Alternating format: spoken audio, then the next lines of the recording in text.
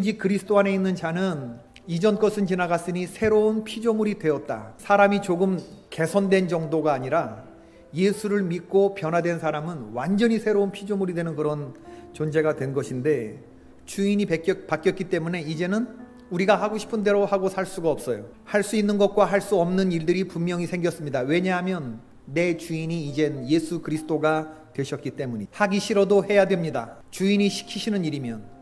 그리고 내가 하고 싶어도 해서는 안 되는 일이 있습니다.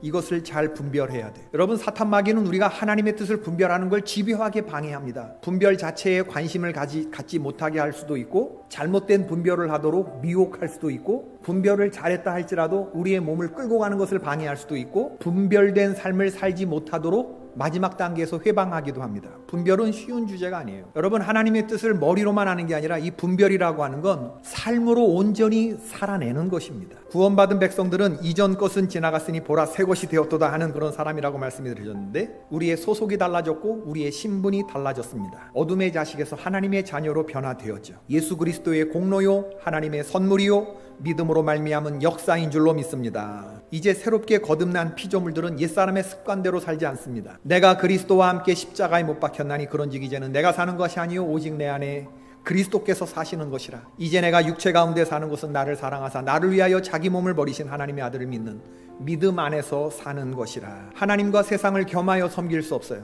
세상을 사랑하는 사람의 마음속에는 하나님의 사랑이 그 속에 있지 않다는 걸 알아요. 세상과 짝하는 것이 하나님과 원수된다고 하는 말씀이 내 안에서 샘솟아요. 그렇기 때문에 우리는 세상 물정에 밝았던 사람에서 이제는 천국 물정에 눈뜬 사람으로 살아가게 되는 것입니다. 사도 바울이 보라 이제 나는 성령에 매여 예루살렘으로 가는데 거기서 무슨 일을 당하는지 알지 못하노라. 오직 성령이 각성해서 내게 증언하여 결박과 환난이 나를 기다린다 하시나 나의 달려갈 길과 주 예수께 받은 사명 곧 하나님의 은혜의 복음을 증거하는 일을 마치려 하면은 나의 생명을 조금도 귀한 것으로 여기지 아니하노라. 보라 내가 여러분 중에 왕래하며 하나님의 나라를 전파하였으나 이제 여러분이 다 내 얼굴을 다시 보지 못할 줄 아노라. 바울이 모든 전도 여행을 마치고 예루살렘으로 가려고 해요. 예루살렘은 바울의 동족, 유대인, 이스라엘 백성들이 기다리고 있어요. 그들은 바울을 잡아 죽이려고 해요. 하나님의 선민 사상을 배격하고 이 하나님을 이방인에게 전한, 이건 때려 죽여도 시원치 않을, 바울도 옛날에 그렇게 살았어요. 바리새인 중에 바리새인으로, 율법의 의로는 교회를 핍박하는